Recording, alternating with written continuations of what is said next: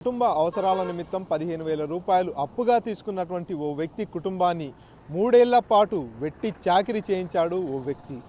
ఈ ఘటన అచ్చం జై భీమ్ సినిమాను తలపించేటటువంటి విధంగా ఉంది. తన కుటుంబ అవసరాల నిమిత్తం 15,000 రూపాయలు అప్పు తీసుకున్నటువంటి నేపథ్యంలో పూర్తిగా 1 కాదు 2 కాదు 3 సంవత్సరాల పాటు ఆ వ్యక్తి కుటుంబాన్నంతా కూడా తన వ్యవసాయ క్షేత్రంలో వివిధ పనులు చేయించుకుంటూ వెట్టి చాకిరీ చేయిస్తున్నటువంటి ఘటన ఆలస్యంగా వెలుగులోకి వచ్చింది.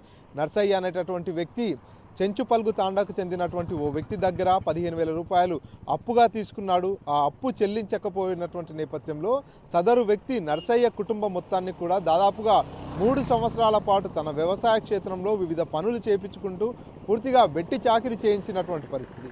ఈ నేపథ్యంలో నర్సయ్య దీన పరిస్థితిపై సోషల్ మీడియాలో ఓ వ్యక్తి పోస్ట్ చేయడం జరిగింది. ఆ పోస్టును చూసినటువంటి హైకోర్టు పూర్తిగా సుమోటోగా ఈ కేసును స్వీకరించడం జరిగింది. దీనిపై సమగ్ర విచారణ చేయాలంటూ కూడా ఆదేశాలు జారీ చేసినటువంటి పరిస్థితి. నవంబర్ 13వ తేదీన ఎవరైతే వెట్టి చాకిరీ చేస్తున్నటువంటి వ్యక్తి ఉన్నారో ఆ వ్యక్తిపై కేసు నమోదు చేయించడం జరిగింది. వెట్టి చాకిరీ చేస్తున్నటువంటి నర్సయ్య కుటుంబానికి 14వ తేదీ రోజు విముక్తి పొందించారు పోలీసులు. సో ఆ తర్వాత పూర్తిగా అచ్చంపేట సివిల్ జడ్జి న్యాయమూర్తులంతా కూడా నర్సయ్య కుటుంబం దగ్గరికి వెళ్ళారు. నర్సయ్య ఆర్థిక పరిస్థితులన్నీ కూడా తెలుసుకోవడం జరిగింది.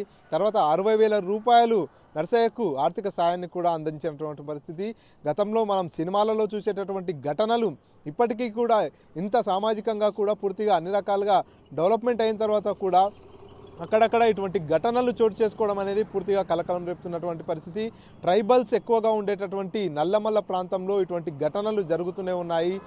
ఏదైతే డబ్బుల కోసం ఎవరైతే వారి అవసరాల కోసము ఇతరత్ర సమస్యల కోసము అప్పుగా తీసుకున్నటువంటి నేపథ్యంలో వారంతా నిరక్షరాస్యులుగా ఉన్నటువంటి నేపథ్యంలో వారందరినీ కూడా రకరకాల భయం పెట్టేసి ఈ రకంగా సంవత్సరాల పాటు వారందరిని వెట్టి చాకిరీ చేయించుకుంటున్నటువంటి పరిస్థితులు అయితే ఇంకా నల్లమల్ల ప్రాంతంలో కొనసాగుతున్నటువంటి పరిస్థితి. ఈ నేపథ్యంలోనే నర్సయ్య కుటుంబం అనుభవిస్తున్నటువంటి దీన గాథను తెలుసుకున్నటువంటి హైకోర్టు సుమోటోగా దీనిపై కేసు నమోదు చేయడం జరిగింది. ఎవరైనా సరే నిరక్షరాస్యులు కావచ్చు, పూర్తిగా సమాజం పట్ల కొంత అవగాహన లేనటువంటి వ్యక్తుల్ని ఆసరాగా చేసుకొని వారితో వెట్టి చాకిరీ చేయించినా వారి పట్ల కర్కశంగా ప్రవర్తించినా కూడా పూర్తిగా కఠిన చర్యలు తీసుకుంటామంటూ ఇప్పటికే న్యాయస్థానం కూడా హెచ్చరికలు జారీ చేసినటువంటి పరిస్థితి.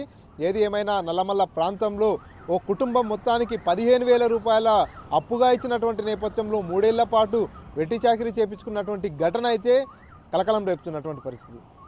కెమెరా పర్సన్ నర్సింగ్ రెడ్డితో మణికంఠ, RTV, మహబూబ్ నగర్.